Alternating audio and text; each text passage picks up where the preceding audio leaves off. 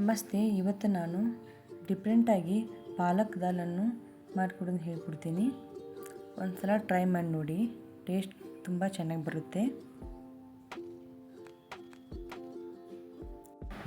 ಒಂದು ಕುಕ್ಕರ್ನಲ್ಲಿ ನೀರು ಹಾಕಿಕೊಳ್ಳಿ. ನೀರು ಹೆಸರು ಬಂದ ನಂತರ ತೊಗರಿಬೇಳೆ,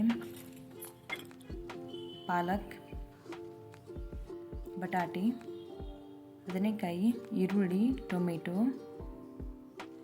ಬೀನ್ಸ್, ಸ್ವಲ್ಪ ಹುಣಸೆಕಾಯಿ, ಅರಿಶಿಣ ಪುಡಿ, ಸ್ವಲ್ಪ ಉಪ್ಪು, ಕೆಂಪು ಖಾರದ ಪುಡಿ, ಸ್ವಲ್ಪ ಮೇಲೆ ಎಣ್ಣೆಯನ್ನು ಹಾಕಿಕೊಂಡು ಚೆನ್ನಾಗಿ ಮಿಕ್ಸ್ ಮಾಡಿದ ನಂತರ 3 ವಿಷಲನ್ನು ಹಾಕಿಸಿ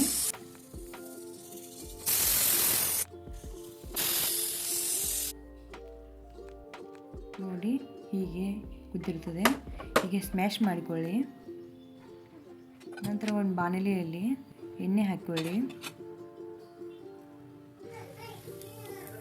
ಎಣ್ಣೆಗೆ ಸ್ವಲ್ಪ ಜೀರಿಗೆ, ಸ್ವಲ್ಪ ಸಾಸಿವೆ ಮತ್ತು ಶುಂಠಿ ಬೆಳ್ಳುಳ್ಳಿ ಪೇಸ್ಟ್ ಹಾಕಿಕೊಂಡು ಹುರಿದುಕೊಳ್ಳಿ. ನಂತರ ಖಾರದ ಪುಡಿ ಹಾಕಿಕೊಳ್ಳಿ, ಧನಿಯಾ ಪೌಡ್ರು, ಈಗ ಸ್ವಲ್ಪ ಇಂಗು, ಚೆನ್ನಾಗಿ ಮಿಕ್ಸ್ ಮಾಡಿ. ನಂತರ ಕುಕ್ಕರ್ಗೆ ಕುದಿಸಿಕೊಂಡಿರುವ ದಾಲನ್ನು ಹಾಕಿ ಮಸಾಲೆಯಲ್ಲಿ ಮಿಕ್ಸ್ ಮಾಡಿ.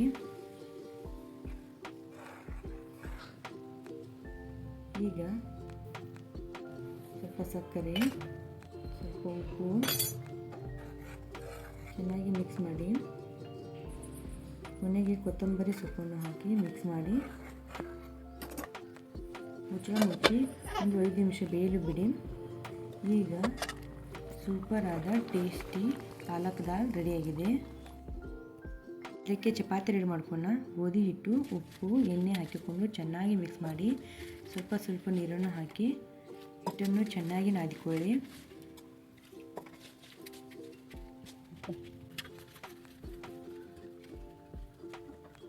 ಹಿಟ್ಟು ಒಂದು 5 ನಿಮಿಷ ನೆನೆಯಲು ಬಿಡಿ. ನಂತರ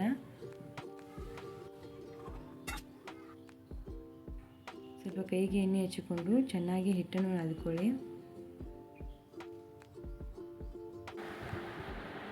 ನಂತರ ಹೀಗೆ ಒಂದೊಂದಾಗಿ ಉಳ್ಳೆಗಳನ್ನು ಮಾಡಿಕೊಳ್ಳಿ. ಪ್ಲೀಸ್ ನನ್ನ ಚಾನಲನ್ನು ಸಬ್ಸ್ಕ್ರೈಬ್ ಮತ್ತು ಲೈಕ್ ಮಾಡಿ.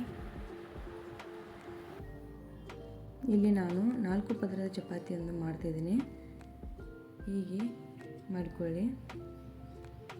ನಂತರ ಸಾವಕಾಶವಾಗಿ ಲಟ್ಟಿಸಿಕೊಳ್ಳಿ. ತುಂಬ ತೆಳುವಾಗಿ ಲಟ್ಟಿಸಬೇಡಿ, ಸ್ವಲ್ಪ ಮೀಡಿಯಮ್ ಆಗಿ ಲಟ್ಟಿಸಿ. ಹಂಚಿಗೆ ಸ್ವಲ್ಪ ಎಣ್ಣೆ ಹಾಕಿ, ಚಪಾತಿಯನ್ನು ಹಾಕಿ, ಮೇಲೆ ಸ್ವಲ್ಪ ಎಣ್ಣೆ ಹಾಕಿ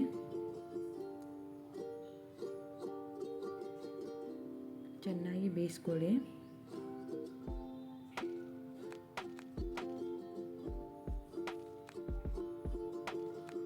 ನೋಡಿ ಚಪಾತಿ ಹೇಗೆ ಬಂದಿದೆ.